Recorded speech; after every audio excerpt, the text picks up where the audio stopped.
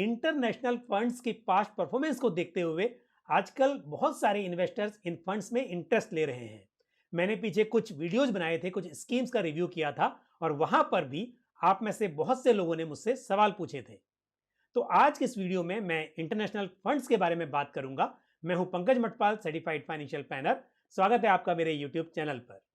दोस्तों, जब भी डाइवर्सिफिकेशन की बात होती है तो हमेशा कहते हैं कि large cap, mid cap, small cap सब तरह के फंड्स में इन्वेस्टमेंट करना चाहिए और उसके बाद थोड़ा इन्वेस्टमेंट इंटरनेशनल फंड्स में भी होना चाहिए। मतलब इंडिया में आप large cap, mid cap, small cap यानी कि इक्विटी फंड में इन्वेस्टमेंट कर रहे हैं, उसके बाद आपको डेट फंड्स में भी करना है, साथ में गोल्ड में भी करना है और फिर बात आती है कि थोड़ा एक्सपोजर इंटरनेशनल फंड्स में भी होना चाहिए। और जब हम बात करते हैं इंटरनेशनल फंड्स की तो यहां पर भी आपके पास बहुत सारी चॉइसेस हैं। इतना आसान नहीं है इंटरनेशनल फंड को सिलेक्ट करना, क्योंकि यदि मैं ये बोलूं कि आप अपने पोर्टफोलियो का 10%, 15% एक्सपोजर किसी इंटरनेशनल फंड में रखिए और ऐसे में यदि यहां पर 50 फंड्स आपके सामने हो, यानी कि international mutual funds, fund of funds और ईटीएफ्स को मिला के करीब करीब 50 फंड्स अवेलेबल हैं, तो यहां पर आप कैसे सिलेक्ट करेंगे, कैसे डिसाइड करेंगे कि कौन सा फंड आपके लिए अच्छा साबित होगा।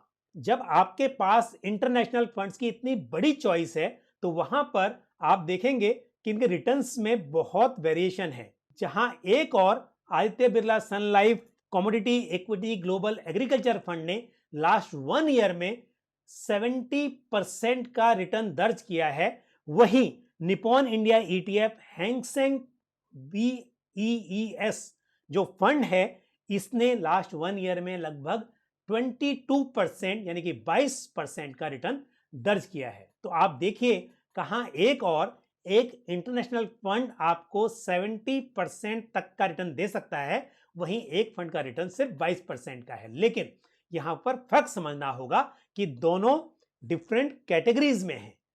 जिस तरह से आप एक लार्ज कैप फंड को स्मॉल कैप से कंपेयर नहीं कर सकते या फिर एक सेक्टर स्पेसिफिक फंड को लार्ज कैप फंड के साथ कंपेयर नहीं कर सकते, उसी तरह से दोस्तों यहां पर जब आप इंटरनेशनल फंड्स में इन्वेस्टमेंट करते हैं तो आपको देखना होगा कि ये फंड डाइवर्सिफाइड है या कॉन्सेंट्रेटेड है और साथ ही किस कंट्री की कंपनीज इस फंड के पोर्टफोलियोज में हैं और फिर किस तरह के सेक्टर्स यहां पर अवेलेबल हैं। जब आप डोमेस्टिक फंड से शुरुआत करते हैं तो आप कोशिश करते हैं कि आप एक डाइवर्सिफाइड फंड में इन्वेस्टमेंट करें ताकि सभी तरह के सेक्टर्स वहां पर हों।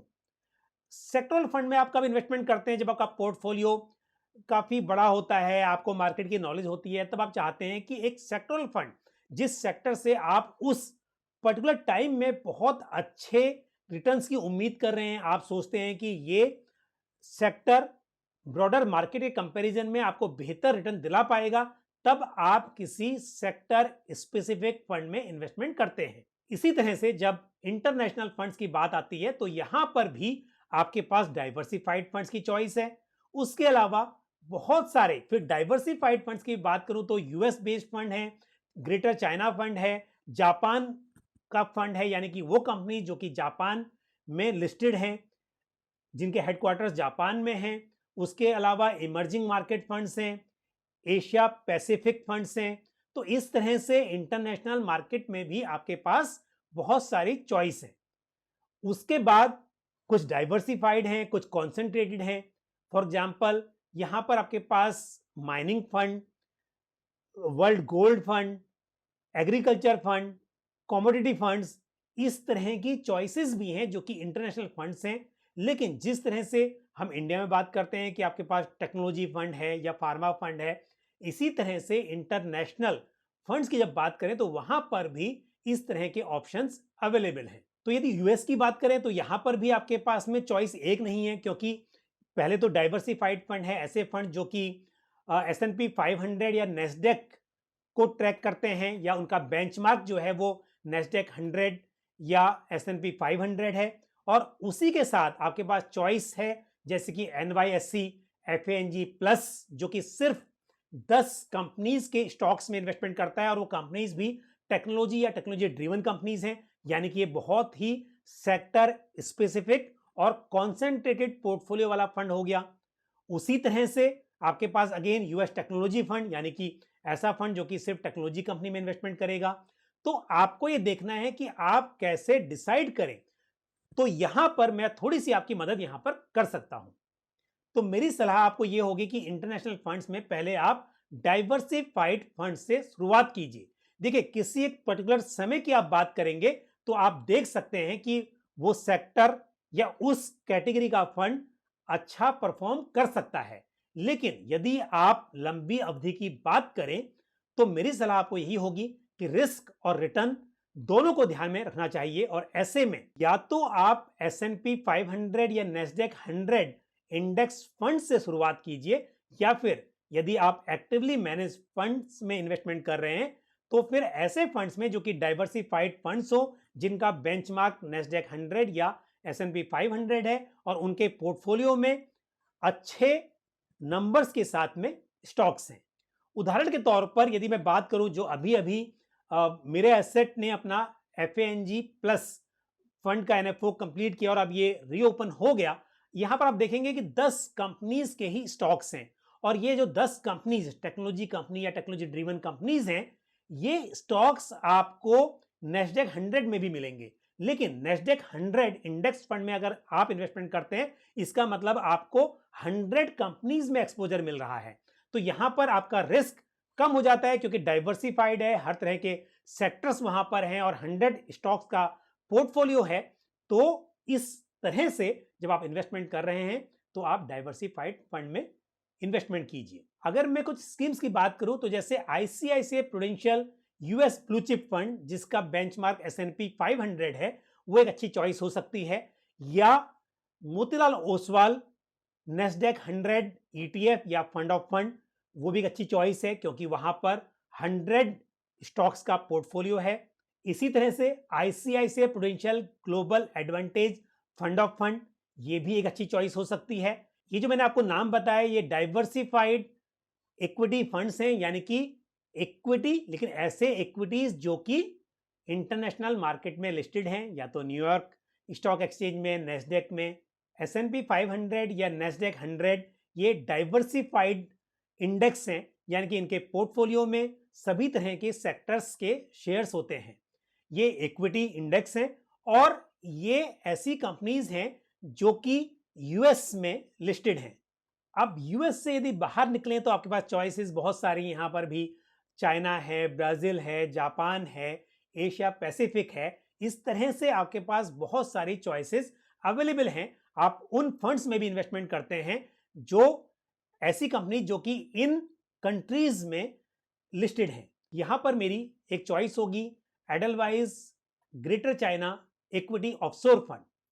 हालांकि मैंने इस फंड पर पहले वीडियो बनाया था और यहां पर काफी लोगों ने यह कहा था कि हमें चाइना फंड में इन्वेस्टमेंट नहीं करना है। ये पर्सनल चॉइस हो सकती है, लेकिन क्योंकि चाइना की इकोनॉमी वर्ल्ड की सेकंड लार्जेस्ट इकोनॉमी है और ऐसे में यदि इन्वेस्टर्स को फर्दर डाइवर्सिफिकेशन करना है और ऐसी कंपनीज में एक्सपोजर चाहिए जिनके हेडक्वार्टर्स चाइना में हैं, जो कंपनी चाइना में लिस्टेड हैं, तो ये एक ऐसा फंड है जो कंसिडर किया जा सकता है। मैं सिर्फ जो फंड्स अवेलेबल हैं मैं उनकी बात कर रहा हूं, और ये ऐसे फंड्स हैं जिनकी परफॉर्मेंस काफी अच्छी रही है, इन्वेस्टर्स ने यहां पे इन्वेस्टमेंट किया भी है, इसीलिए फंड का साइज बढ़ रहा है। लेकिन फिर भी मैं यहां पर आपको कोई ऐसी सलाह नहीं दे रहा हूं कि आपको चाइना फंड में इन्वेस्टमेंट करना चाहिए। इस तरह के फंड्स में इन्वेस्टमेंट करने के बाद ही आप डिसाइड कीजिए कि क्या आपको किसी और कंट्री के फंड में इन्वेस्टमेंट करना है, और उसके अलावा यदि आप यूएस बेस्ड कंपनी में भी करना चाहते हैं और इस तरह के जो स्कीम्स हैं जिनका पोर्टफोलियो कॉन्सेंट्रेटेड है या फिर सेक्टर स्पेसिफिक है, जैसे कि FANG प्लस या टेक्नोलॉजी फंड या फिर gold fund, mining fund, agriculture fund, commodity funds, इस तरह के चॉइसेस जो आपके पास अवेलेबल हैं, मेरी सलाह होगी कि पहले आप एक डाइवर्सिफाइड फंड से शुरुआत कीजिए और उसके बाद यदि आप अपने पोर्टफोलियो को और फर्दर डाइवर्सिफाई करने के बारे में सोच रहे हैं तब इस तरह के फंड को आप इंक्लूड कर सकते हैं। लेकिन ध्यान रहे, जैसे यदि हम बात करें वर्ल्ड गोल्ड फंड की, DSP वर्ल्ड गोल्ड फंड एक अवेलेबल है, लेकिन आपने देखा है कि जिस वक्त पर गोल्ड के प्राइस बहुत ज्यादा बढ़े, उस वक्त पर वर्ल्ड गोल्ड फंड ने भी अच्छे रिटर्न्स दिए।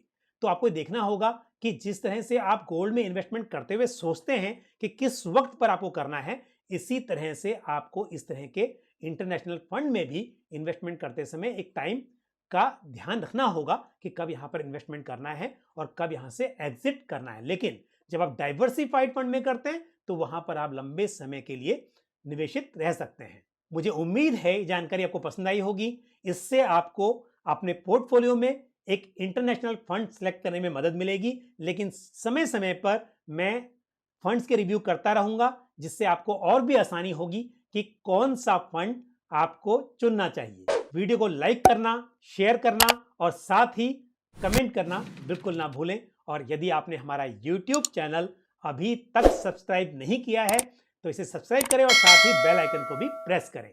इसी तरह की महत्वपूर्ण जानकारी के साथ अगले वीडियो में आपसे फिर मुलाकात होगी। अपना ख्याल रखिए। Thank you. जय हिंद।